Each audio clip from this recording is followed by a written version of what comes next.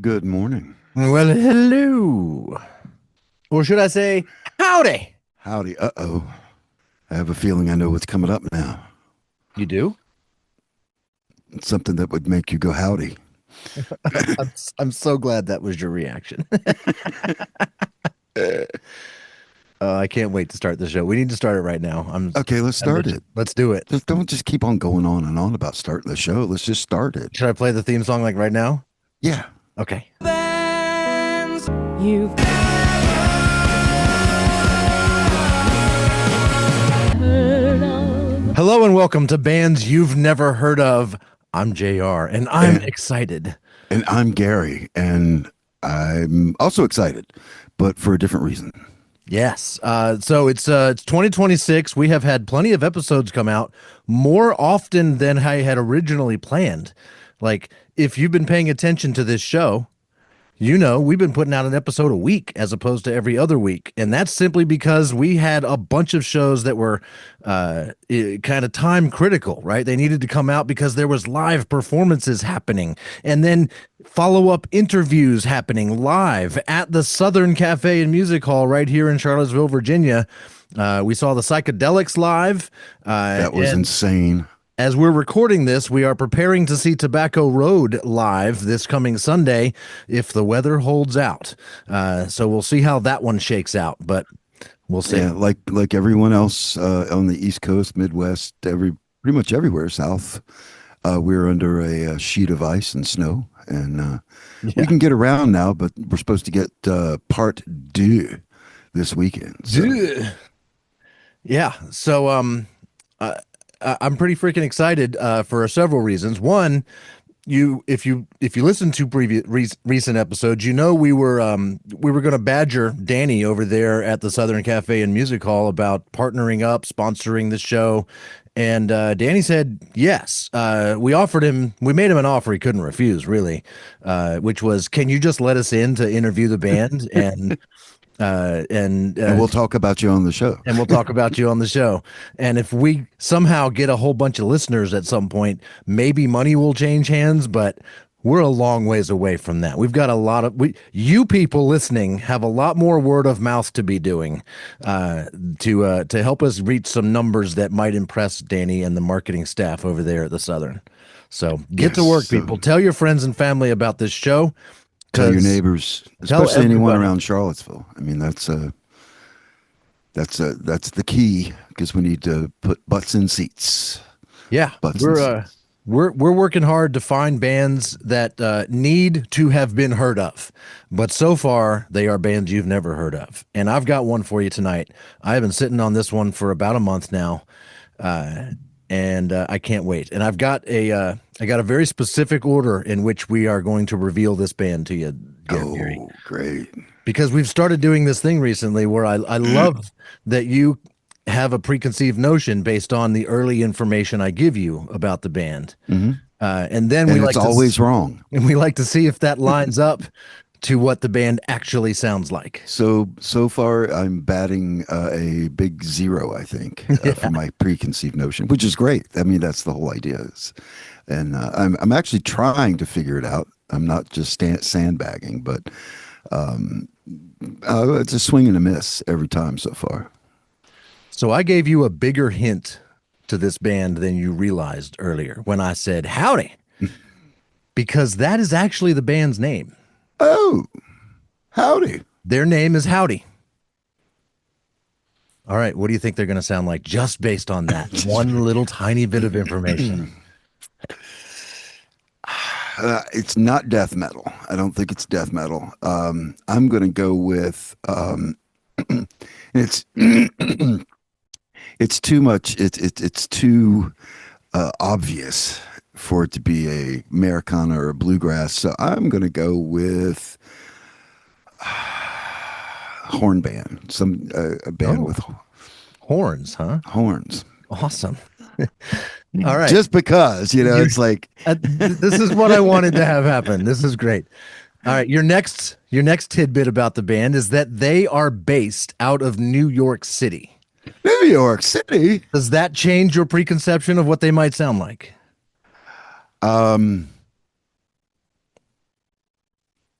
Not really, because that's where you'd find a horn band. I mean, that's Okay. where, that's where lots of people are there that would have, that they could get more musicians and fill up the stage with amazing sound. So I'm gonna stick with my gun All right right. now. This next clue is going to change your opinion drastically. I'm sure it will. I'm going to read from an article where the band explained the origin of the name Howdy.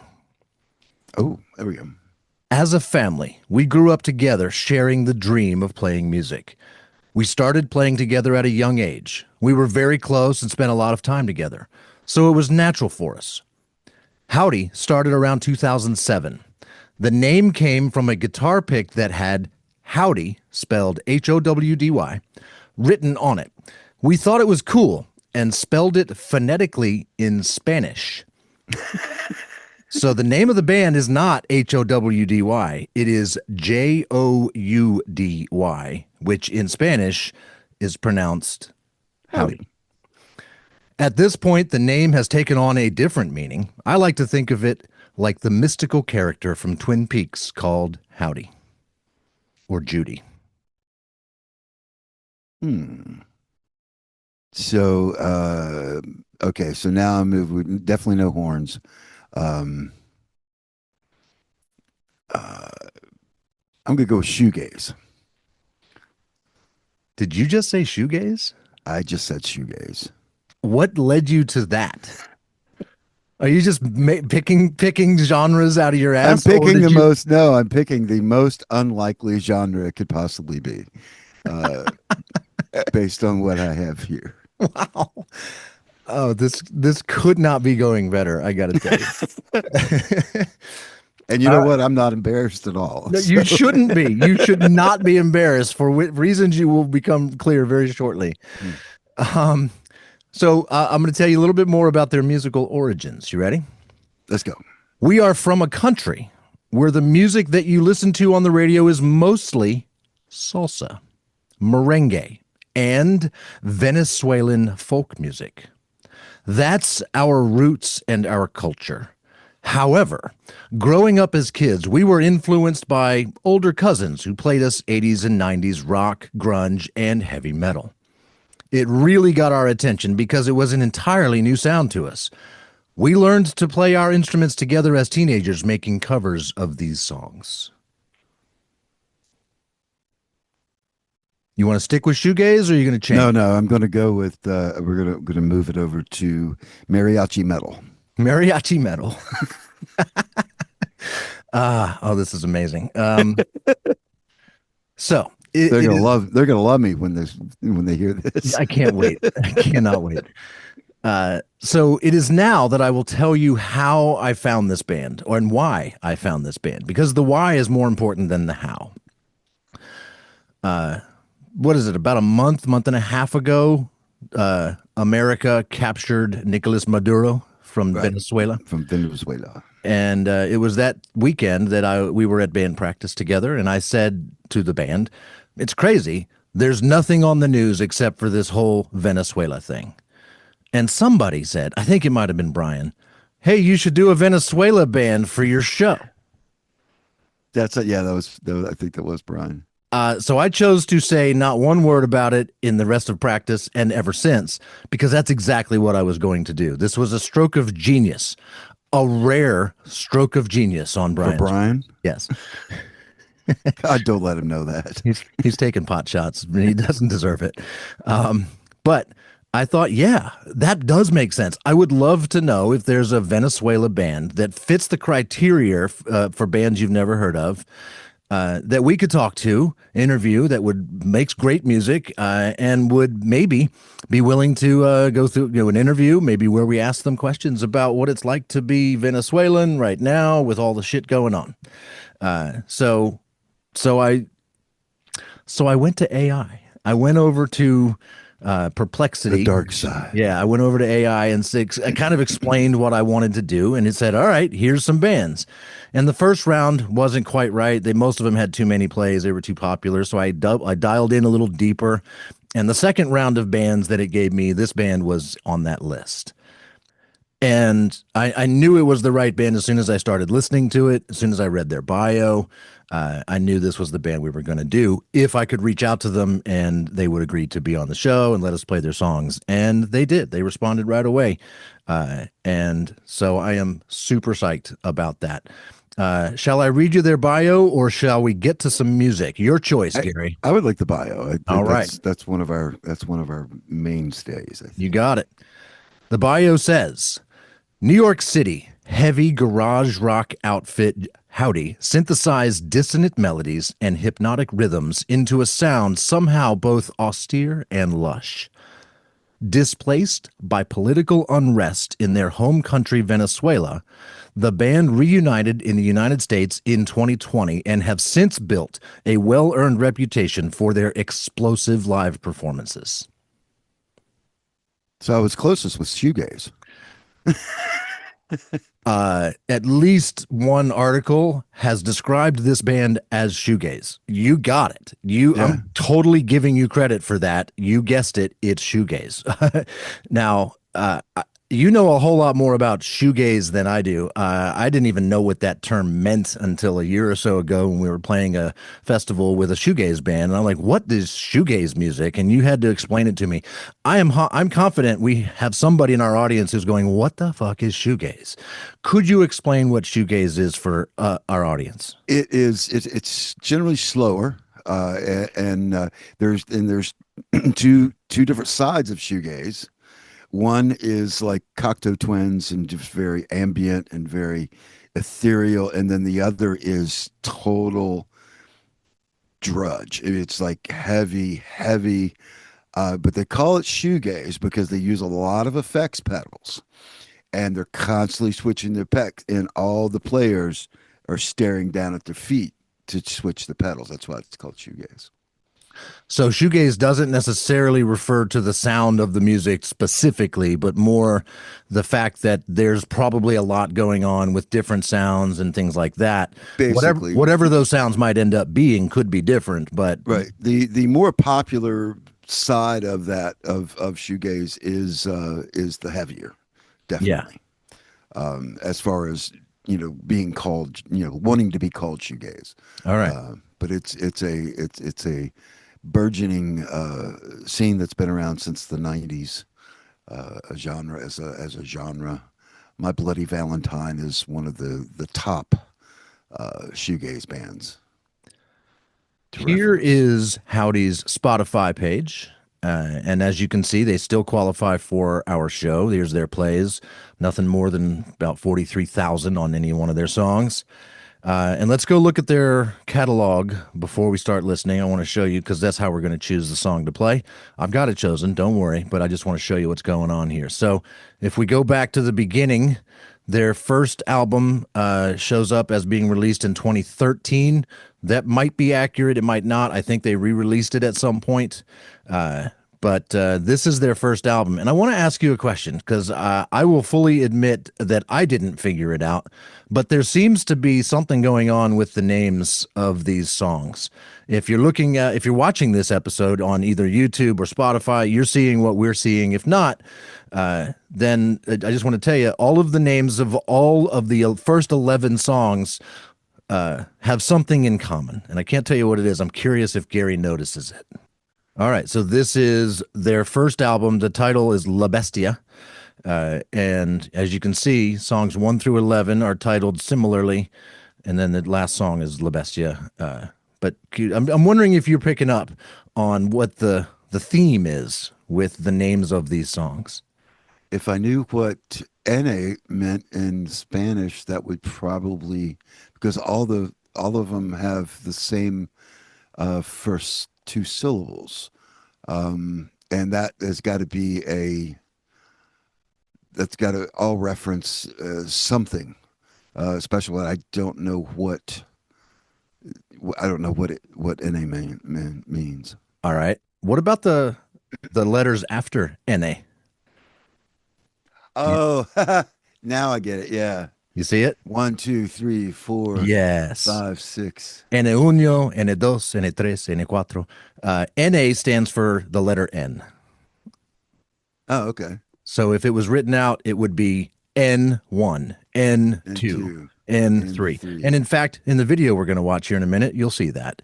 I think there's a couple videos. I forgot which one I'm about to play. But yeah, so the songs are simply number 1 through number 11. And then number 12 is called La Bestia, which translates to the Beast. The And that Beast. we're not going to play the Beast. It's not the best song on this album. It's kind of it's just not as awesome as some of the rest of these, in my opinion. So that's the first album. Their next album came out, at least on Spotify, in 2016. It's called Obertura.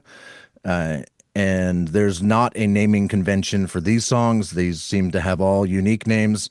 Then some singles, some remixes of a single, and then their most recent album in 2023 called Destroy All Monsters, which you may notice it's an English title. It's not in Spanish, and there's several songs titled with English words, and that's where we start to hear them sing in English on some of their songs. So they've definitely adopted some English as they've went from being in Venezuela to being here in America.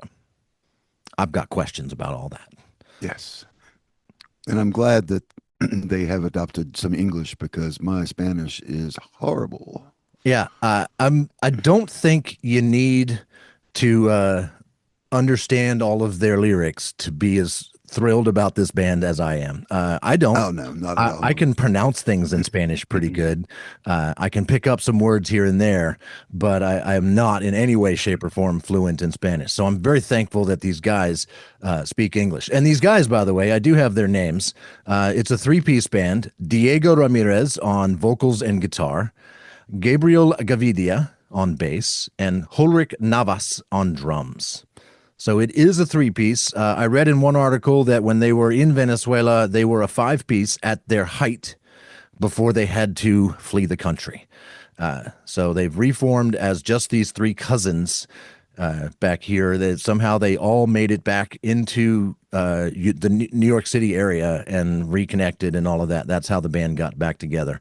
I don't think they've given us details on that, and I don't know if they want to, but I'm curious. Yeah, they might. I mean, you know. But, for me, songs in Spanish or Italian or French or whatever, it doesn't matter because the music is universal. And also you have to keep in mind that we listened to early REM in the 80s and then Pearl Jam in the 90s.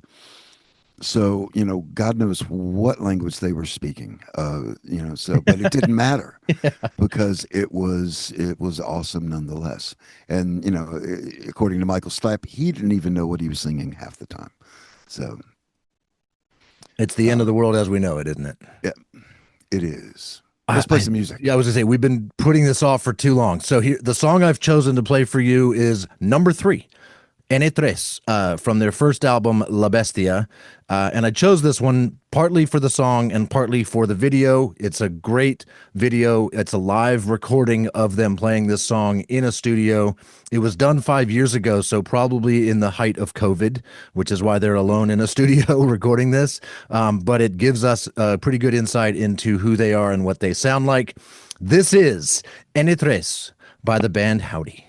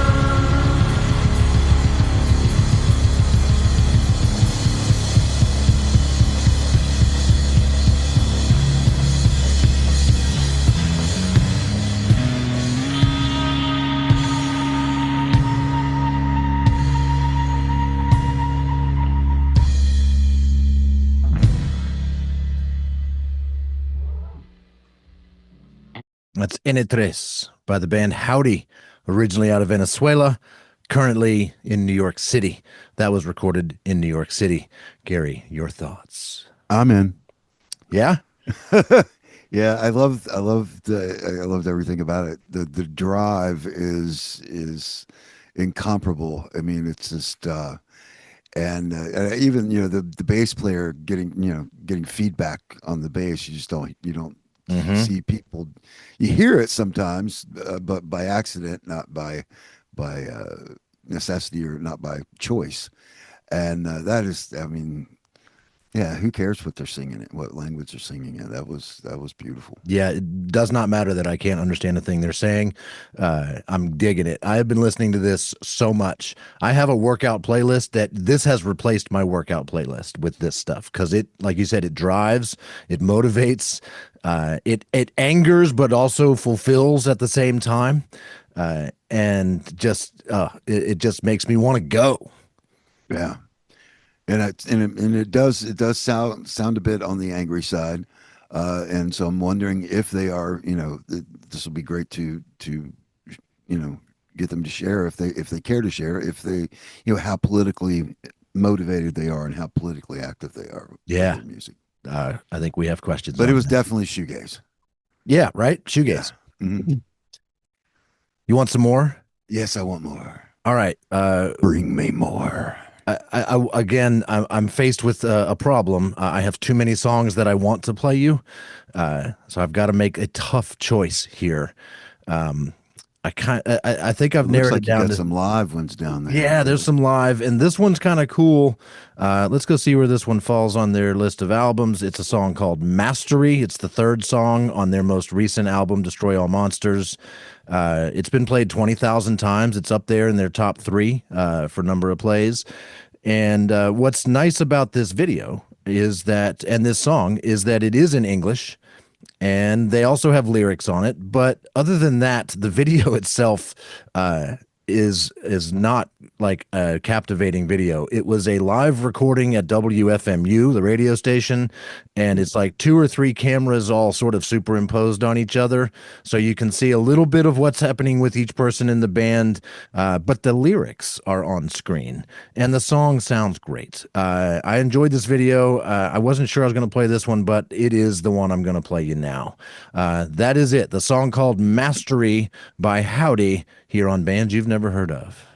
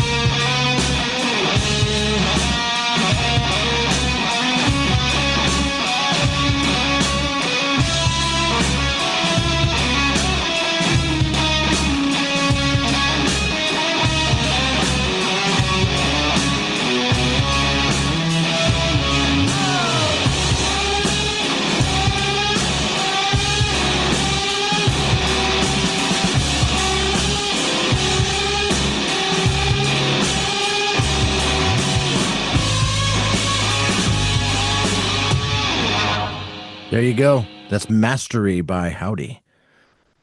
Your thoughts on the second song? I think Jack Black would really love it. Not Jack Black.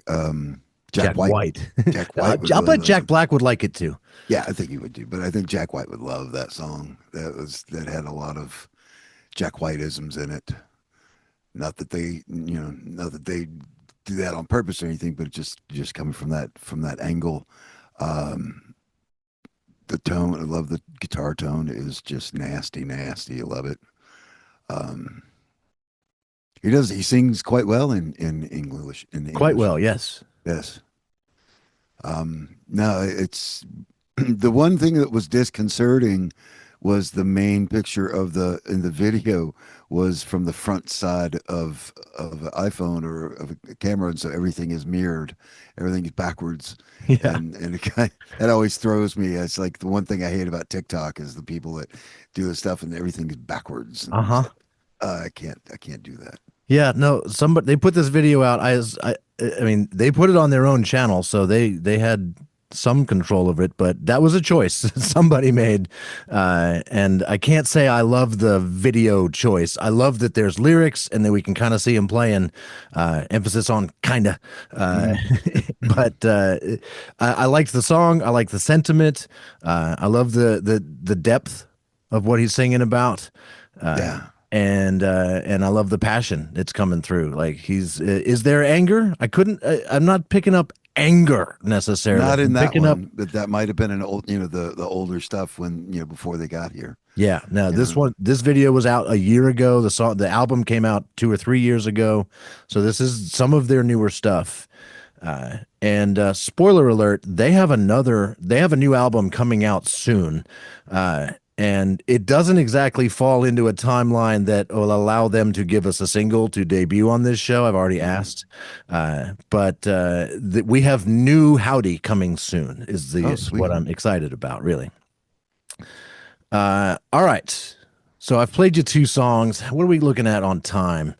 We got about 20 minutes until we are joined. 30 minutes in. Yeah, so we will have the band Joudy live on Zoom from New York City here in about 20 minutes. So I will continue introducing Gary until then, and then we'll take a short break, and then we'll bring the band back in. So the second half of this show is the reason to listen to this show. In addition to all this great music, you get to meet the people behind the music. We'll get to talk to them about their new album, their journey from Venezuela to the U.S., and what they have to say about the music that they've already put out into the world. That's the plan. Gosh, if I had to choose one song, I'm gonna give the choice to you, Gary, and I'll explain your choice. I really want to play this song from their second album, and the song is called El Despertar del Instinto. Well, I don't know what that means. I'd asked AI. It tells me. I can go look at it. I forgot. But it's a hard rocking song. It's great. And it's a little bit older too. So it's a little bit of their older sound. And I'm deciding between that one and Uneasy, which is their most played song, and it's off of their newest album. So more representative of how they sound now, and it's in English. But there's no video for that one. In fact, there's no video for either one. Sorry. Okay, so they did that as a single prior to that. As you were scrolling, I noticed. Correct. So, a straight up single in 2022, and I was listening to these today. A bunch of remixes of this song, this really reveals the shoegaze because they're really messing around with some sounds on this one and having a lot of fun. If we had some time to dive into those, maybe we'll do a few seconds of each one after we listen to the song. It sounds like you're leaning towards Uneasy. That was that before you even went into the whole thing. That was the one that I was hoping for. Good. Let me go. I lied. There is a video for Uneasy, and it's right there. You ready? I am ready. All right. This is Uneasy by Joudy.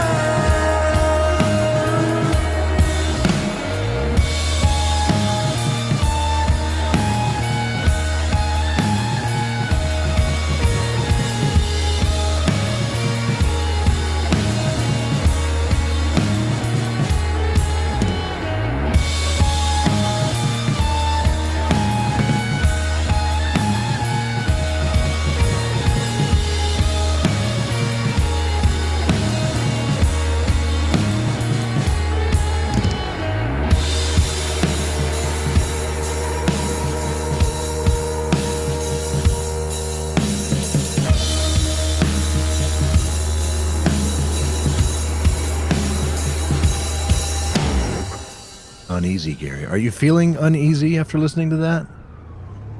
Beautiful. That was Beautiful. absolutely beautiful. Absolutely beautiful. I couldn't agree more. And oddly enough, my favorite part was when they broke out with the choreography. It was such a surprise and everything. And just, man, that really told a great story.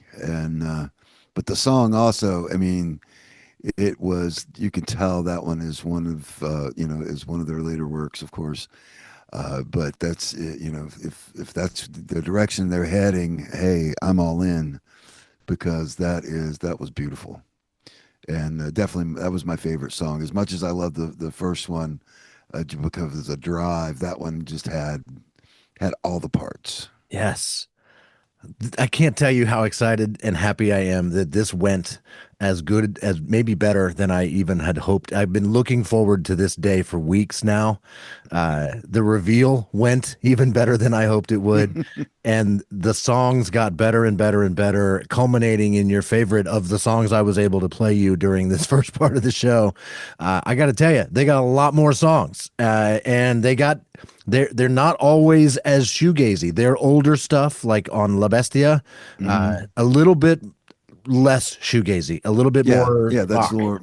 more hard hitting. But Yeah, the more they get to play around with stuff, the more shoegazy it gets, which is just great.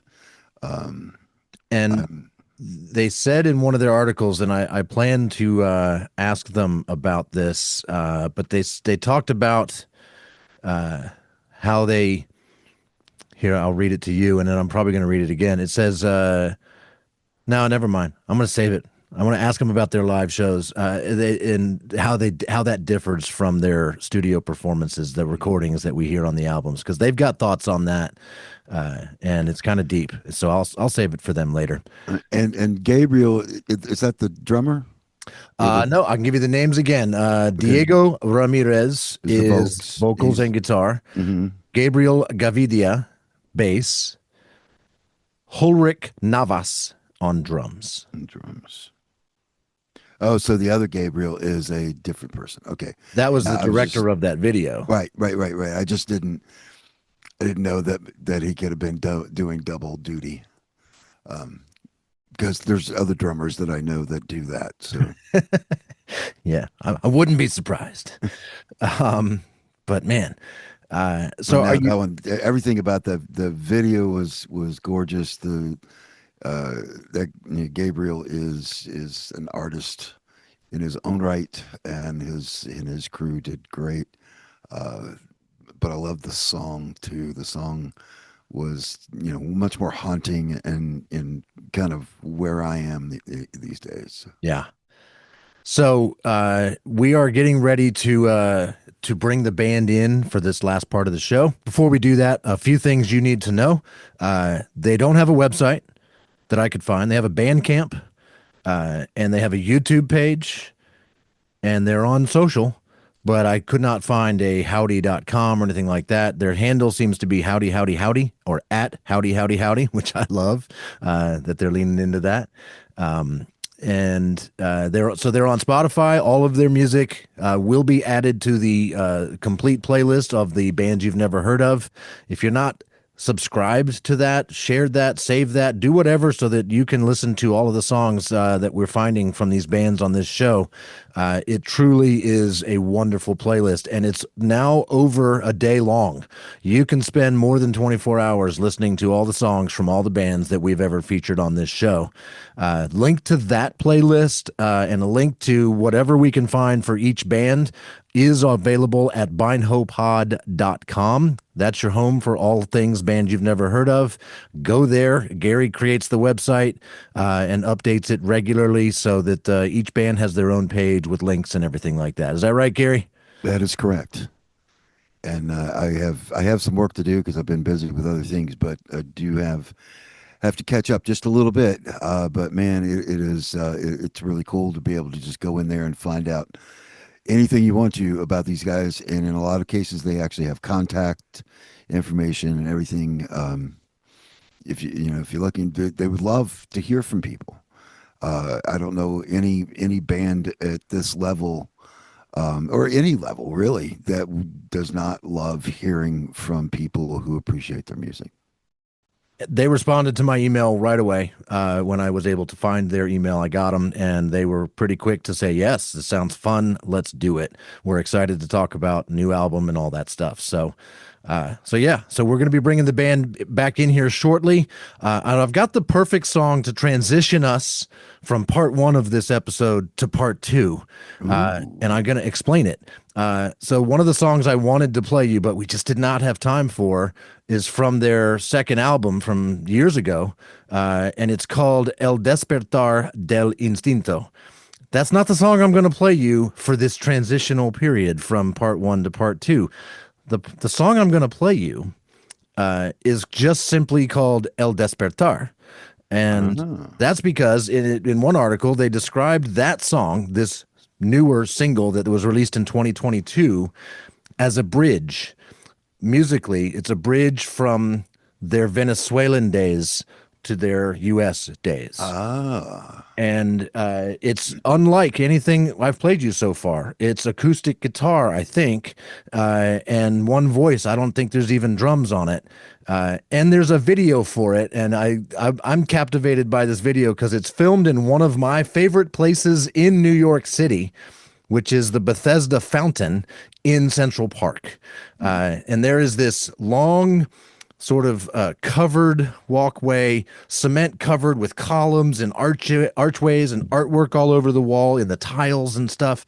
It is a physically beautiful place, and it is perfect for music. There's buskers there all the time playing music in this area, and it's just a wonderful place to hang out in Central Park. They somehow, maybe they rented it. I don't know. Did they? I don't know how they did it. Maybe they were out at 5:30 in the morning, but they have that entire location, the Bethesda Fountain and that part where they play the music, all to themselves for the duration of this video. So I don't know how they did it, but that's what you are going to have playing for you for the next 2.5 minutes or so. When that song's over, we'll be back with Howdy. Howdy.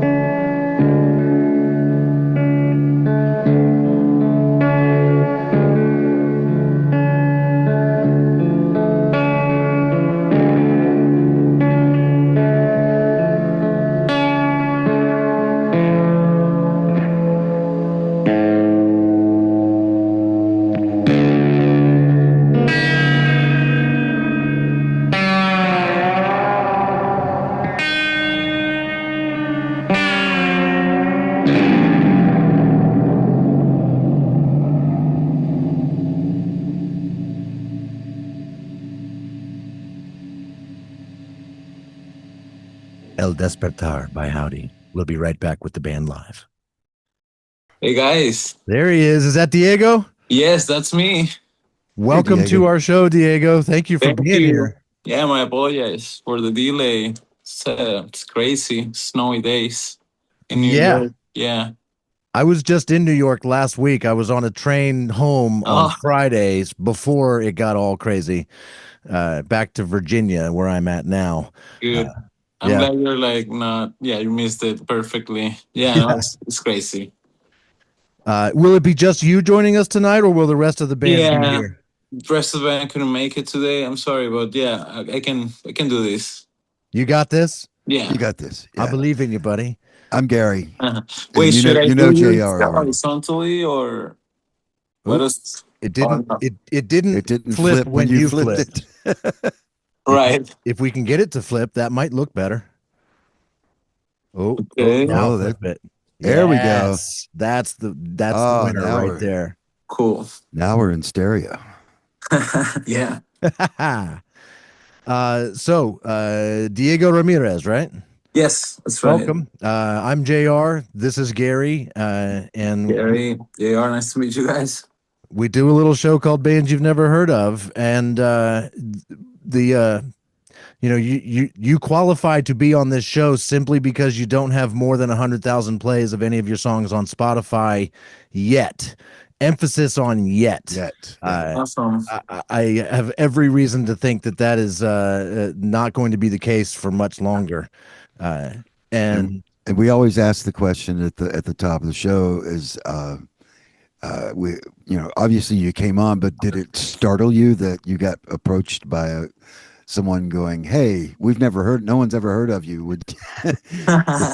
Yeah, I was like, what is going on? But then I saw everything. It's like, if no one's heard of me, how did you hear of me? Come on. Yeah. How did this happen? Like, did you check out any of our previous episodes? Did you research us at all? yeah. I looked you guys through a little bit, and yeah, it seemed fun. And yeah, I was like, hell yeah, this is cool. Let's do it. Awesome. Well, thanks for agreeing to do it. I have a long list of questions, and I have no idea where to start.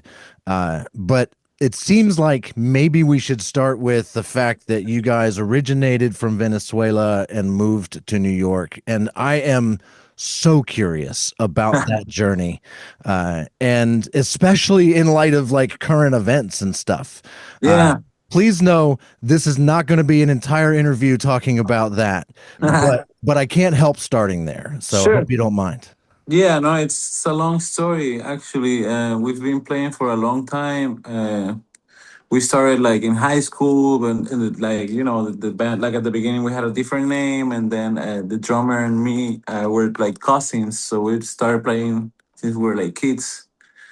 And then we came up with the name for the band with another friends, and we put it together, and we like started playing like through college and stuff. We released 2 albums in Venezuela, and then things started like things started going down, and like friends started leaving. The band kind of like fell apart because some people like moved away, and I thought like the band was over, and then I just moved here. And yeah, I thought the band was over for like 3 4 years until like my cousin, like my drummer, came like moved here and definitely made it work again. And yeah, that's pretty much how like like a short story of how like throughout the years. And then we reunited here, and we made another record, and then we're like working on releasing like another record. So yeah. So in one of the articles I read about you, it said you were forced to leave Venezuela at the height of your success. Yeah. I'm wondering, what was that height? Like, how big a deal were you in Venezuela? So yeah, we've won a couple festivals. Yeah, that we were like growing the name, and we were started to like tour cities, the biggest cities, and like at some point we won like a couple of festivals. We were playing like big venues, and then we play also like a huge like plaza concert at the end, like in 2016. It was like it's the Union Rock Festival. It's like for 1,000 people, and it was getting very well. It was going very well. and then just like there was like a succession of like events, like protests and stuff that started to happen that collapsed the entire like evolution of the band, and not just the band, like everything started to shut down, electricity, and like things starting to get really weird and really hard. It happened also in 2014, right after we released our first record. Like we were like starting to like um, gain some like success, and then we just like suddenly some like a protest started to happen, and that slowed down the entire process. Mm. It was like when COVID happened, like the country would get in like into these phases of just like protests, and they would go for like 4 or 6 months, and everything would shut down, and then for everything to restart would be very slow, and venues start closing, festivals start like closing too, moving Yeah. away, or yeah. So all of that started happening after the protests, like the biggest ones, like in 2014 and then in 2017. So by the time we were like in 2016, we had already released 2 records. We had won like a couple of festivals, and we were like already touring the country, and everything started going very like it went down again. So everything started collapsing even worse. Like I don't know, the rest of the venues that had survived until then, that and same with the festivals. So yeah, by 2017 there was nothing left. And yeah, the members of the band just had to move away because the money wasn't like, easy, or like it was just not enough, and people had to just like move away in order to just like make more money or have like a more like normal living situation. And yeah, some of the band members moved away, and yeah, at the end I was just like, okay, let's see what happens. And I just happened to move here because I have family here, and yeah, I came to New York and I started like over. I came up with like another project at the time because I didn't really think the band was like gonna happen again. So I made my own like solo project, and then Hmm. yeah, my cousin came through, and yeah, we just put it back together. So as all those venues and festivals were closing and shutting down, was that because the government was shutting them down, or were they stopping operating because they were fearful for safety or nobody was coming? Like, was it a reaction or were they forced to close? I think it was a little bit of everything. Some of them were forced to close. Some of them were just like collapsing because the power situation in Venezuela was is very like horrible. Like the power shots were like over 8 hours or 12 hours sometimes. Mhm. Same with the water. So yeah, this type of like places couldn't just function properly without electricity, and then how like yeah, everything just started to fall apart.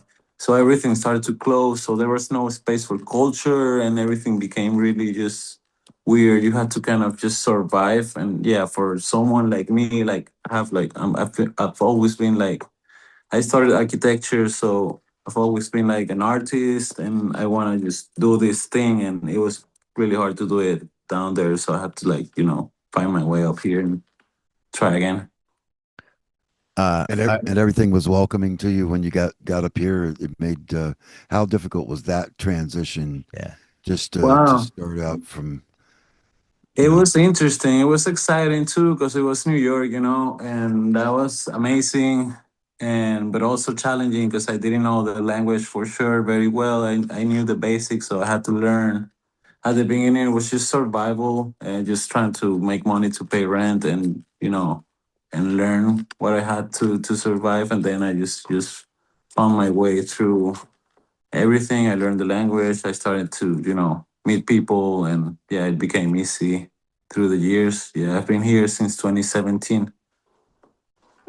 sweet. And you went to New York because you had family. Yeah, So that made it easier because that's not necessarily the easiest place to be yeah, able to afford to live, right? If you just yeah, show up in America, let's go there. If you don't hundred have percent. if you don't have connections, it might be impossible. Yeah. Yeah. No, it was kind of like it was a smooth transition in that sense. Yeah, it came for Christmas kind of thing, and yeah, then just like I remember I found like an architecture internship, and then I stayed with that, and then I just transitioned. Like I just transferred my status to like other stuff. Yeah, I've been just moving through the system. Yeah. I read on Facebook your post recently where you talked about Maduro. It said, watching Maduro in prison is priceless. Things we thought we'd never see come true. And although confusing, it feels good. The only thing is that it looks like what's coming is Candle. That's the Facebook translation of Oh what you yeah, wrote. candle is like fire or like I don't know. It's like uncertain, you know. Like Ah, that was the Okay. slang. Yeah, it's just like we don't really know what's going on or what's behind everything, but like it's very uncertain and it might be I don't know. We hope for the best, but we don't know. But it's amazing to have seen the guy behind the bars, you know, or like whatever, just struggling. Like Yeah. Give him a little bit of what he's put y'all through. yeah, exactly. are you in touch with those family and friends and stuff in Venezuela? Do you get a feeling like that they might be able to return to something more cultural, more normal? Yeah. There's a lot of hope that there could be a good transition and some change, and there's a lot to be done, I think, and so much work. But yeah, like most of like a lot of friends are like very excited to just like invest in the country or like come back and like try to do the same that they were doing everywhere else, but like in the country or like help somehow or yeah, everyone is just it's exciting, but also we don't really know what's gonna happen. I hope everything goes well, and but we don't know. But yeah, some people are very excited about it. And are you firmly here in America now, or do you have thoughts of going back? I think I'm here. I'm like developing my artistic career here, so I want to like continue to do that, and then we'll see in the future what I'll do. I'll probably just I don't know travel. Yeah, I have family in Europe too and in Spain. So I don't know. We'll see. I do want to visit and build bridges and be able to play in Venezuela, tour South America. That would be amazing. So I hope I can get the freedom to do that at some Yeah. point. Yeah. So the your whole journey from there to here, in something that Jr. read to me, as the premise of the show, Jr. has been following you for about a month. He's been Yeah. like completely immersed in your music. I've heard it for an hour. So he springs it on me. Hopefully, when you listen to the front end of the podcast, you will get a chuckle out of it because he's like going, so what do you think they play? And I'm just throwing out stuff because I don't know, I and told him your then name was Howdy, and he had no idea what to expect. I'm like, okay, Yeah, like, it's like, I've heard that. it's too close for it to be like a bluegrass Americana thing. So I started Yeah. going, into, uh, but then I said shoegaze, and he's like, "How'd you come up with that?" I'm like, I don't know. I was just saying random genres, Yeah. and but in that journey, and then and he was telling me about the transition song, El El Desperate, Despertar. Uh-huh. Despertar. Was that just you? I mean, was that when you were like had just gotten here and making your kind of your first foray into being a solo artist for a minute, That or was was it just more better for that, for Yeah, that was like I wanted to create a window or a connection between like previous releases. So that song, it's part of like the previous record. I just like made it into like a little bridge song for Mhm. the record, and I just made it an acoustic, just as a little transition. But yeah, a lot of what I do as a solo artist is like very like that too. So So it more was, just acoustic singer yeah, songwriter almost. yeah. I have plans on working on stuff like that for the future. Just doing like a guitar and one vocal thing. We watched the video for that, which Bethesda Fountain, where you filmed that video, is one of my favorite places in New York City. Oh, I try to go there almost every time I'm in the city because the acoustics in that place are so good. Did you record the song in there, or is that a studio recording and we just get to see you in there, or what? That yeah. is such a cool place for music. Yeah, that's true. I wish I could have recorded it there. It sounded good that day when you were there. Yeah, I have my friend who filmed the video. Like, he's an amazing filmmaker. He's here Was that visiting. Gabriel? Yeah, Well, bring him on because come I through. have many kudos for him. Cool. Yeah, that was an experience making those videos. We love film, so Hey, yo, guys. Hello, Gabriel. I'm Thank Gary and Jose JR. is incredibly podcast people. Protest people. I love it. Podcast people. Podcast. people. Podcast. Oh, that too. I love Well, that too. protest people also. Yes. We watched a couple of your videos, and I think you were behind the camera on both of two of the ones we watched. We watched Uneasy, Oh, yeah. which was Gary's favorite. Amazing. Yeah, my favorite song, but the video was just amazing. Yeah, And that it was pretty cool. We got the chance to work through this idea of this person like projecting themselves through music and the city, and we wanted to do something that feel like very dark, but at the same time the type of interpretative dance and contemporary dance was a very important part of it, and I love the color correcting on it.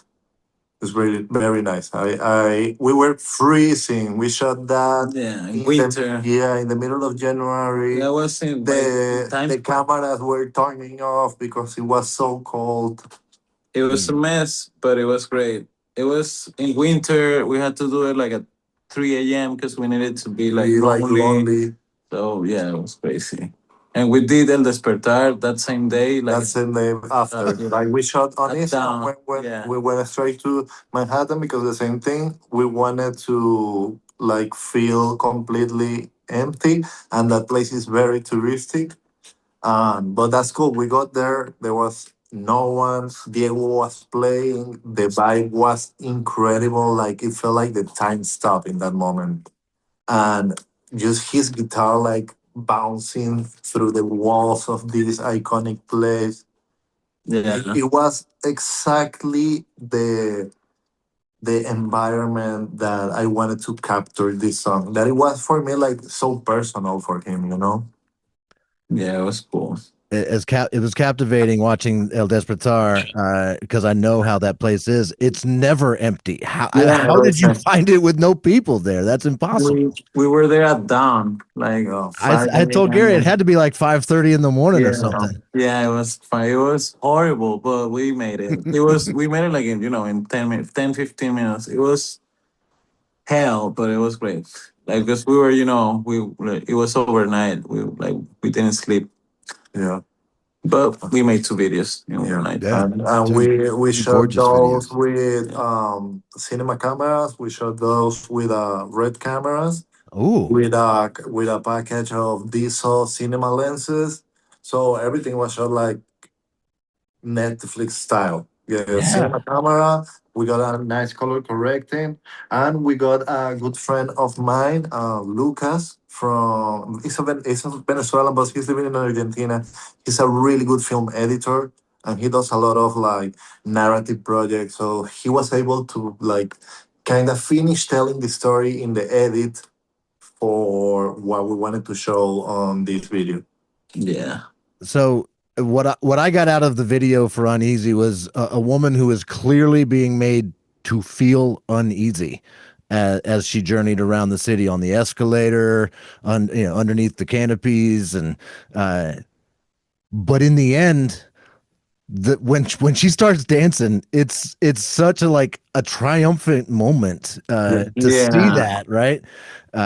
Does the video accurately capture your vision of what the song Uneasy means to you? Yeah, 100%. You wrote the Totally, video. yeah. It wrote a scene by scene of the video.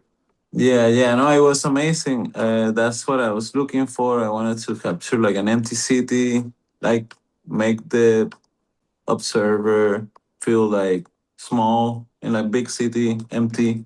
So that was kind of like the vibe, I guess. Yeah, it reminded me of like getting off work at 3 a.m. or 4 a.m. in the morning and going home in New York kind of vibe, and then you just like struggling to get Like home. see people, and you are like, Yeah. these people like watching me. They wanna like I don't know, like find me or like that I am being chased. Like I don't know. That New York sometimes makes you feel like that. That everybody's crazy around you. That was fantastic. And so yeah, it vibed with me. I don't live in New York, but I think I would if I could. It's one of my favorite places in the world, and I have been awake and roaming the streets of New York at 3 and 4 a.m. And it's a very different city than Yeah. it is any other time of day. Yeah. Captured that well. The creatures The creatures, on the street at that time in New York. destroy all monsters. Yeah. I'm going to ask one really dumb question, if that's okay. Sure. On behalf only of one all you of the get. other, on behalf of all of the other gringos out there, looking at the titles for your songs on La Bestia, and I know a little bit about Spanish. I took a Yeah. couple years of Spanish. I can pronounce it pretty well. Somehow, I did not figure out that it was number one, number two, number three. I didn't see Yeah. that. I was trying to figure out, what does N3 mean? It didn't dawn on me what it was. Yeah. We Uh, just spelled them but that's exactly what it is. It's just number one, number two, number three. Do you get a lot of people as dumb as me not realizing what that means, or do most people figure it out?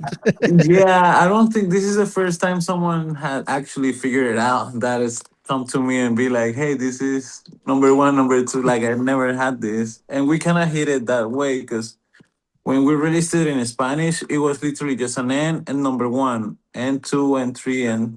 But we Okay. decided to just write To it. spell it out to Yeah. confuse us more. I see. That's okay. Yeah. It's a little. No, it was. I don't know. I liked it better to see it written than just the numbers. Really, that it was more about that. Oh, And yeah. would you describe La Bestia as a concept album? Like, do those songs, are they in that order for a reason? I don't know what any of it means because I didn't go study the lyrics and can translate them and all of that. So all I can do is ask you. Yeah, it's not really. That's the one album that's not a concept album. It's the numbers are just the order of the songs as we made them. Yeah, Like say- if there are a bunch of singles. like the first song we made we were like, okay, let's make a record. The first song is gonna be this song, and we made it. And it wasn't like we have these 10 songs and we're gonna reorder it into something that makes sense. No, the first one was the first one we made. The second one, the second we made. The third one, and so, Cool. yeah, Oh. and we just kept it like that. Yeah. And when you made that album, because you said you started out, you'd had as many as 5 pieces down in Venezuela, Yes. and Yeah. dropped to when it go from 5 to 3? We when we were in Venezuela, we were always 5. We had 2 different like uh, bassists and guitar players because those guys moved away. Some of these guys moved away, and we had to replace them. But we were 5 in Venezuela. It was like 3 guitars and bass and drums. Yeah. I was reading about your live shows. They have been described as explosive, and you've said it's where you like to be free of the beast of your fixed recorded versions of your songs.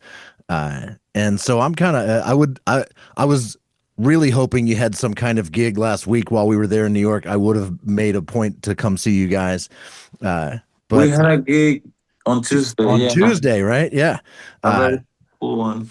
But I'm kind of curious, like, how do audiences react to what you bring to the stage? Like, do they just stand there in awe of what you're doing, or are they dancing or moshing, or like what is so explosive? What is a live Howdy show like? Yeah, I think it's a little bit of everything.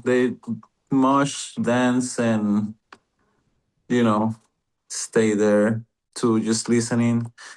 But yeah, it's a little bit of everything. I think it's a very energy moshy vibe for sure. Yeah. But I think we're a very loud band because our drummer is very loud. He's like very, very loud. And we have to like bring it up because otherwise I wouldn't hear my guitar or yeah, same with the bass. So Do the venues ask you to turn down, or can you play quieter? Because we get that. I'm the drummer in our band, and I okay. have that same problem. Yeah, yeah, all the time. But we're like, oops, it just happened Yeah. as we yeah. I think it's part of the brand of the band that that's how we are. I always like to level the amps to the drums level, so we always try to like sound check as if we were like practicing in a small room and feel comfortable, and then okay, let's I don't know if that makes sense, but that's how we like to. That's how we feel comfortable. Go, Gary. It looks like you have a So question ready I to go. did, and it kind of evaporated for a second. So sorry. So, Low key frozen. Well, It comes with age. I'm kidding. Well, Senior moment there. chime in whenever you're ready. Uh, are you've toured some in the U.S. yes. and what are your future plans for touring? Are we going to see you guys traveling the country, playing more Yeah. places? Yeah. Well, we have a big year, I guess. We're releasing a new album, and so we're gonna have to tour for sure. We plan to start touring. Well, we're going to Austin in March for South by. South by Southwest. Yeah, Yeah, cool. that's something, and then we have to go on tour by early fall, but we haven't really figured all of the dates yet. But we're working on it. Yeah, we So want to. We'll do mostly the East Coast. Yeah. okay, good. That's where we are. Charlottesville, Virginia. Put it on your radar and reach out to me if you come here or Sure. want to. I'll do what I can. Uh, Sure. but we would love to see you come near us. Anywhere near here would be great. Yeah, we work a lot with the Southern, which is what about a 200 seat venue or 200 stand venue, which is Yeah, a it's this basement decent, place, low yeah, ceilings, Okay. cool Cool. lights, cool vibe. It's awesome. great Sounds sound. great. Yeah, I'll definitely reach out. I'll definitely reach out. Yeah, yeah. 'Cause Check out with the Southern. So I finally figured out what I remember what I was going to ask. So from the Venezuela recordings into the U.S. recordings, your style has definitely changed quite a bit.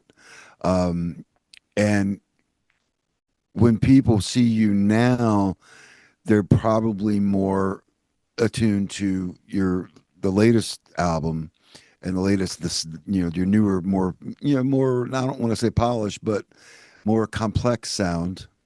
Uh, do you do you backload your set list with the newer stuff, or do you play a lot of the more driving and fierce stuff from the earlier years? we were mixing it for a while. At this point, we're playing like we're always playing one song of the of each album actually, Mm. and right now we're playing a lot of the new stuff. But when we were like touring Destroy All Monsters, we were like playing like two songs of each album, and yeah, like two of the old albums, and then like four of the new one, or stuff like that. So yeah, we combine them all together.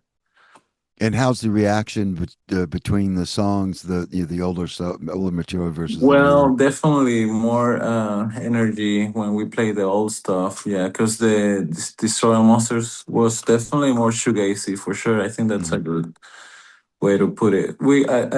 I was calling it like heavy shoegaze for a while. Yeah, we Mhm. were more grungy before. Then we like started like playing like this. I think like the new sound is we're going back to the roots again. Yeah, Yeah. it's almost like you have found your sound now, Yeah. right? Whereas La Right. Bestia and the older stuff was obviously more influenced by 90s grunge and stuff like that. Yeah, yeah, yeah. I think next one is gonna mix it all together, like 90s alternative grunge and like new like sound. So Yeah. that's everything's gonna be there. Do you already have the whole new album all recorded? Are you done with it at this point, or are you still working on it, or what? Yeah, we recorded it in last year throughout summer, and it was mixed already, and we just finished the masters last week.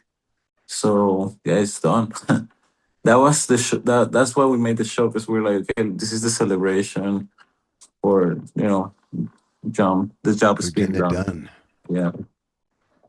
Yeah. And how is the new album different from what we've heard before? Um, I think it's closer to what we were playing at the beginning, like more. We also like kind of like s- decided to go for the energy road, and we kind of like picked on the more energy type of stuff that we were playing, or like that each album has, and we kind of like make an album like that type of vibe, more energy focus album, because we're more of a live band. That's also like regarding what you mentioned about the sound of the band, that I think it's been very hard to capture it in the recordings, at least in the previous one. But this new album, I think we did a pretty good job, like translating the live sound into like the recorded sound. And yeah, it's just more aggressive, yeah, and more Yep. energy. Of course, we couldn't, my years of Spanish don't do me any good, but the earlier stuff off of the Bestia, Hmm? uh, it sounded like you were a bit, it was some angry stuff. Was that thing? Because it's definitely become, more outward and more, gone from outward to more inward, your lyric style. Even the ones that Yeah, I've translated. But it was that a sign of the times, as it were, or yeah, 100%. That's exactly that. I think at the time it was just a lot of frustration where what we were going through, like as a society or like as young artists in Venezuela, and a lot of those songs are just out of frustration, and and wanted to like social complain about everything that was wrong in a way. And then Overtura, it was more of a story that I made, and it was more like a concept album, hero story kind of thing. And then Destroy All Monster is also like the same. I was like, okay, I want to do this again, and now I'm back to like the first vibe, the first album type of vibe. Are you angry again with Mhm. the state of the world right now? Yeah, it's crazy, man. You gotta release it somehow. Yeah, it's crazy out there, everywhere. But can't yeah, just bottle it up. That's for yeah, sure. yeah. Uh, I don't want to stay here too long, but do you feel safe in America right now? Yeah. I mean, well, in New York, I haven't really been out there, honestly. You're gonna go to Texas. I know. I think that's gonna be okay. I was in Nashville. Nashville was fine. I'm also just traveling for a tour, so it's kind of different. But yeah, I guess I'll figure that out. I think so far so good. Yeah. Good. Well, I couldn't be happier to hear that despite all this shit happening. Yeah, no, You it's crazy. It's crazy. It's a little challenging for sure. It gets in your nerves, and it's layers of like stuff. It's like noise that you try not to like focus on. But yeah, it's definitely hard and weird. But I think it's okay. I'm like hopeful, and I think it'll be okay. Yeah, uh, I, that's impressive that you still feel hopeful right now. Yes. That's challenging for anybody I uh, know. right now to feel hopeful. So kudos to you, my friend. Crazy. That's Thank you. amazing. We definitely appreciate you, and it's this is a we used to do a political podcast, Okay. and once everything went to shit, we were like, well, we don't want to do that anymore, and then we started doing these on a very small scale, and Jr. sat down with me. He was like, let's just go full on. with bands you never heard of, because this was like a segment on our Yeah. other Oh, okay, podcast, okay. and this has really been a thing because this is all about helping people. It's Yeah. like get your name out a little bit more, a little bit more, a little bit more, and we don't expect any tidal waves yet, because we're still growing also. But with everybody that we add to the roster, everybody that's you went and saw, you know a lot of the other artists that we've worked with, and they're from all over the map, genre wise. We haven't Okay. really, we're not picking out any specific Everything from genre. Scottish folk music to funk Okay. to shoegaze. Yeah, to shoegaze and Nice. and pop punk, and Cool. so it's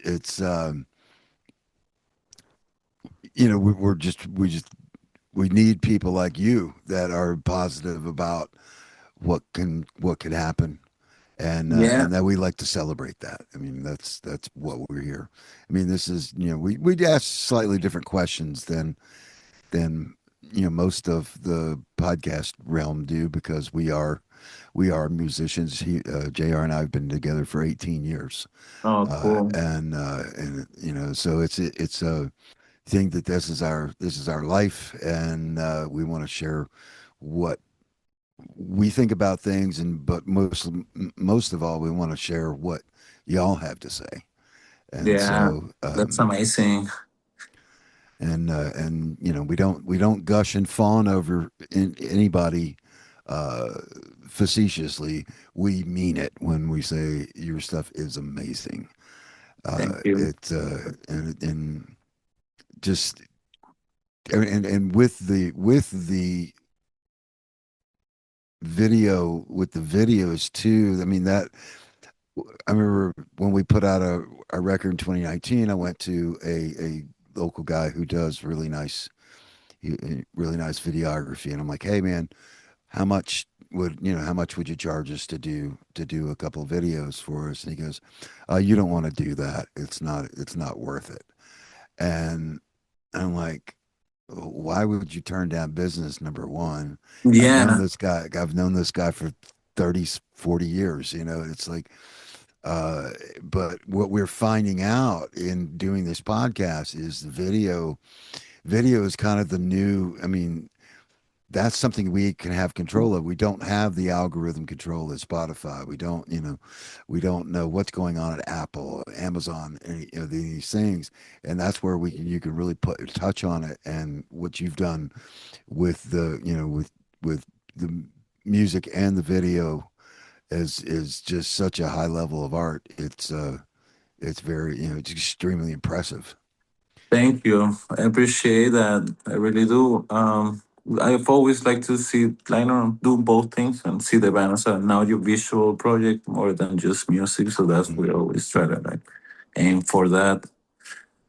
And yeah, man, I try to stay hopeful because like the only thing I have. So Mhm. just But we keep it should up. probably, well, as we're talking about the videos, we should probably talk about the elephant in the room. The video. I can't remember What, which song. Mastery? Yeah, Mm-hmm. yeah, Filmed at like a radio station or something? yeah. How did that come about? Because that was really trippy. The red video kind of thing. The It's a video boxer. shot in like a 4:3 aspect ratio, and it's like three different cameras maybe superimposed on each other, fixed cameras. It's lyrics in the video, and it's the song Mastery it was at some radio station live at W. Oh yeah, WFMU. that was WFMU in New Jersey in Yeah. Hoboken. Yeah, I just made that edit because I thought it was cool, and I don't know, just to put it out there because it's a live version that's Yeah. not everywhere. And I was like, I'm always trying to like, I need to put the live sound out there because, yeah, it's I don't know, it's different. It's like raw. Yeah, but it was Power. it was very unique also. What Yeah. was It what was was striking to me was with that one, you had the lyrics on the screen, so we could clearly see and feel what you were singing about. And while you might sometimes sound angry, the lyrics aren't angry. Yeah, I know. It has a power to it, but it's also deep and thoughtful at the same time. It was beautiful. Oh, thank you, man. Yeah, that's the thing about that album. It's like it's like hopeful album. I don't know if the next one is that hopeful, but Mhm. you know, uh, it's okay. It's good. It's part of life too. so on Destroy All Monsters, you mixed it up, right? You had some songs in Spanish, some songs in English. Mhm. How what should we expect on the new album? All Spanish, all English, another mix of both. We're And do we're you have a preference for singing in one or the other? I'd love to hear some thoughts on that. we're gonna go for English. We went for English, full album in English this time. I've taken it as a learning experience. It's interesting to write, in other language for sure. It was more about like a challenge for myself too, and also to be able to communicate with you guys and everyone, like English speakers, easily. So yeah, more like straightforward. So or like and also in search to be understood also easily. Yeah. So it's more about communication and a challenge to learning experience. Do you have a feel for like who your fan base is developing into these days? Yeah, I think we're fading out from like Venezuelans radar and community, and we built already a base here in the States, and what we see in like Spotify artist stuff is mostly like 70% to like US to rest of the world kind of thing, or 60 to or like 65 to 35 could be. Yeah, the States to rest of the world. Venezuela is like, I don't know, 20, and we're working on like, build it back again. That's what we want. We look forward to getting more like Venezuelans listeners, and but it's hard to because we got cut off and we're kind of like separated in the generations. We're like one generation older than the rest of the kids are down there, and they don't got to know anything about us. So we kind of got lost already. At this point, like 10 years later, we're kind of like, It doesn't take long, does it? out of the radar. Just, one generation, 2 generations older than the kids down there, so it's hard for them to reach to us. But we always try to find ways to promote down there and like find like whatever it's alive, like magazines or like radio shows or whatever. Try to promote when we have new stuff. We reach out to them. We're like, hey, can you like publish it for us, or any online blog or anything like that. We reach out to them. Just hopes to to put it out there like just to make sure that it's down there too.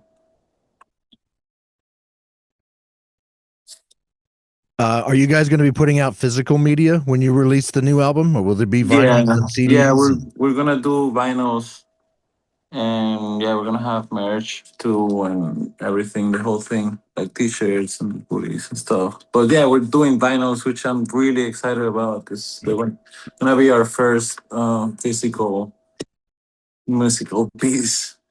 Oh, you, And you haven't done physical stuff before? yeah, no. Oh, Oh, wow. Hmm. Well, CDs and cassettes, but okay. Oh, no okay. No vinyl. vinyl. But not vinyl. Yeah. We have Destroy Monsters in cassette, which is really cool because we were gonna do vinyls for Destroy Monsters, and we ended up not doing that, and we kept the masters for vinyls, and that's what I put into the cassettes. Yeah. So those cassettes have the vinyl masters, and also have like a bonus song, which I think it sounds better. Like the vinyl masters, I like better than we have on Spotify. I don't know. So yeah, Great. I'll save one for you guys. I'll send it over. I Yeah. absolutely want one. Absolutely. I Yeah. think you I'll guys. order it if I need to. No, I'll Yeah. send it over. I think you guys are gonna love it. It's a nice piece. I would love you guys to have it. And what's the release plan? Are you going to drop singles leading up to the full album release, or how's that going to work? Yeah, I think the album is planned for like late fall or something. Yeah, late early fall, late summer, and the singles are gonna roll out throughout, like from now on. Like we're Okay. releasing the first single in March. Oh, so we're not far away from new music. Yeah, no, we're very, very close. We just haven't really announced anything yet, but we will. I think, yeah, like we should, by the time this comes out, I think we should be already letting everyone know. Yeah, cool. What's the name of the new album? Permanent maintenance. Permanent Maintenance. Yeah, Oh, it's like a work in progress, yeah, yeah. Mhm. different kind of like way to say it. It's Yeah, ne it's never done, is it? yeah, exactly. No, it's never done. It's always a work in progress for sure. So, how is it? What are the differences, better, worse, or just different from recording in Venezuela to recording in New York City? Because, I mean, how did you go? Did you have a studio, or do you do it? Is it all DIY? And how Wow. do you go back and forth between that? Interestingly enough, like we recorded the three, like the two albums in Venezuela and the Soil Monsters here with the same guy, Andres Melo. Yeah, he's been with us all this time. Wow. Yeah, he lives in Austin now.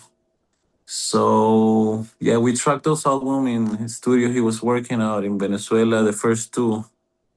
Actually, here's a funny story. La Bestia, we had to track it two times because the first time, because of power cut, it blew off my friend's computer and we had Oh. to track. Yeah, we lost everything. It burned it. Oh. Yeah, the RAM was dead. And Damn. yeah, we had to like re-record it, which was for the best because it was much better for sure. Because we had already had the first experience. And yeah, and then we did Obertura with him too here in Venezuela, sorry. And a different studio that he was working at the time, like 3 years later, he was working at a different studio. But yeah, we tracked him in studios, yeah, in a week. Hmm. He was living in a different city and we would travel there and we like tracked the whole thing in a week and then we came back. Yeah. And then here we did the Soil Monsters. We did it. We DIY it. Like we brought him here.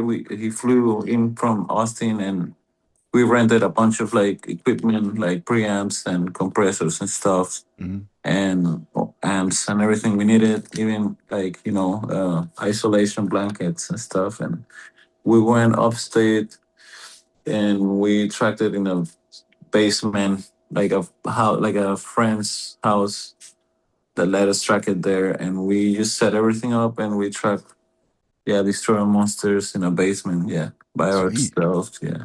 And the last one we worked with a producer and we recorded it at his studio upstate in Monroe, New York, yeah. Are you guys getting attention from like labels and stuff, or are you? Yeah, we're signed to a label here to Trash Casual. It's a Brooklyn label. We release Destroy Monsters through them, and we're gonna do the same with Permanent Maintenance. Yeah, and we're gonna just stick with them and see what happens. We're gonna do everything we have to and tour, and yeah, it's the same thing. I noticed on a couple of your videos you're partnered with. Is it We Are All Human? Is that right? Yeah, Uh, can you tell us more about like how did you get connected with them and what is that all about? We're All Human it's a project. It was a side project that was like he used to play bass in the band too, like for Destroy All Monsters. So the bassist of Destroy All Monster, we made this project was like filming bands live, and that's what it was. And then yeah, and then I think he has a band. He has a band called like We're All Human now too. Yeah. So that's another band. Yeah, it started off as a project, as a visual live bands project. Yeah. Oh, okay. Yeah, I wasn't quite sure what it was. Was like it a charity or was it a foundation or organization of some kind or what? Oh no, it was like a production little thing that we Okay. had, yeah. And then it just yeah transformed into, I think it's like project visual project. Cool. I've run out of questions. You have been amazing, Thank Diego. you. Thank Gary, you. you got anything else you want to ask? I'm pretty good. But we always say anything that we didn't ask that you would like us to ask or you would like to answer, even though we didn't ask it. Well, I think we covered it all for real. I appreciate you guys. Thank you for doing this and give us some like the space to like speak our through and like talk about everything. And this is amazing. I had a great time. Awesome. That's great. Yeah, we like to kind of show people how how the cake is made. It's just, Yeah, it's not, it's not a thing where you just sort of show up and you're a rock star. yeah, It's a Yeah, lot we of like to treat people like the rock stars that we think they're gonna be. yeah, Right? Let's treat them like awesome. that now. Yeah, yeah. And yeah, hell yeah. so this again has been fantastic. I can't thank you enough. I'm so looking forward to putting this episode out and sharing with our audience your band, Howdy. And if you want to tell your social media fans, whoever you can get to listen, that, hey, if you want to find out more about us, the new album, there's a pretty cool podcast we were just on. Sure. And when you do that, you're not just promoting your band or our podcast, you're also supporting all of the other bands that we are showing off. And that's the rising tide that floats all the boats. Yeah, And so we firmly believe that if we keep doing this, more of these bands are going to get more attention. They're going to be treated like the rock stars they are by more people than just us, right? So awesome. Yeah, we'll do that for sure. Yeah. I will look you guys up the next time I'm in New York City because I'll definitely be back and I'll be watching for when you come touring through Virginia. And I'll send you my address so that if you want to send us some merch, Yes. some vinyls, some TVs, some CDs, whatever, I'll take whatever you want to send Yeah, me. I'll send you guys some good stuff. Yeah, for sure. Send me Awesome. your address. I got you. And well, I'll be glad to Venmo you some too, because I know that stuff's not free for you. All right. We understand how all of that works. So thank you so much. Thank you, guys. We'll be in touch. Appreciate you Awesome. both. Have a Thank you good so night. much, man. Bye. Thank you, Diego. Thank you, Gabriel. Thank you, guys. Adios. Yes.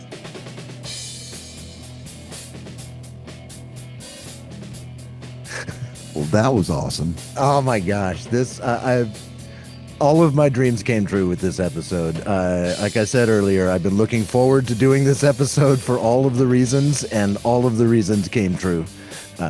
All the reasons. Yes. You really wanted me to follow my ass, and I did. No, And it you was didn't. glorious. You didn't. You fell into the traps that I set, but you also escaped, and you came up with shoegaze faster than I thought you were gonna. For no good reason. For no reason, no good reason or bad reason, just random pick. But all this fun in this episode of Bands You've Never Heard Of is a production of Ranch Hand Records. That's at ranchhandrecords.com. Bino, or Bands You've Never Heard Of, is a production that we do ourselves. It's hosted by me, JR, and Gary Hawthorne. It is DIY. Bino is written by JR and then reacted to in real time by me. We use all of the songs from the bands that we feature on this show with the permission expressly given to us by the band. Diego himself sent me an email, said, absolutely, please use my songs on your show. And so that's what we did. And we do not have a website available right now, but check out the bino.com to get all of their socials. And we're going to try to track down their record company also and maybe get to their site on the bino.com. Yeah, we'll put whatever links we can in the show notes. Gary will add them to the website. So we'll make it as easy as possible to go find Howdy from this show. Also, I'll be adding all of their songs from all three of their current albums, and when the new one comes out, I'll add those songs to the playlist, the official Bands You've Never Heard Of playlist. We do that on Spotify. There's a ton of music in there from all of the bands, so check it out. If you want just a full 27 hours worth of great music, go for it. And it's just going to get more Yeah. and more. And if you're just listening to this, try us out on YouTube. YouTube.com/@BinhoPod. If you got thoughts for us, thoughts on the show that you just heard, thoughts on a show you'd like to hear, bands that you think we should hear about and feature on the show, anything at all, please send us an email, bindhopod@gmail.com. We do read all of the emails that we get. All of them. Every single one. Everyone. But yeah, seriously, email us if you have any thoughts on the show. You can also comment on the Spotify episodes. You can comment on the YouTube video. You can rate us on Apple Podcasts. Communicate with us whatever way you want to. We'll pay attention, and if appropriate, we'll address it on the show. All of that plus merch and a way to support bands you've never heard of is at bindhopod.com. That's BYNHOPOD.com. And it's another great week, man. Oh, yeah. This is fantastic. And we've got more great shows coming at you. Pretty soon we're going to have an episode featuring the first time a band is returning to the show. So we've got an interview with Bad Mother Nature coming up because they've got new music. And so I'm super excited for that.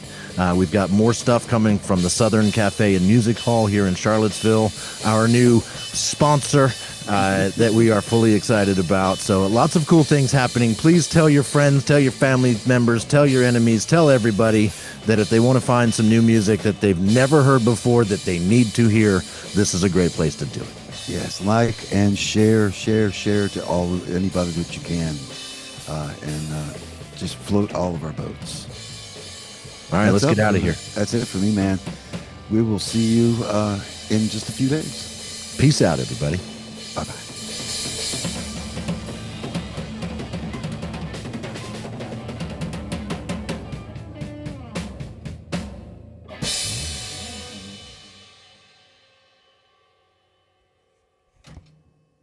All right, that's done. What's next?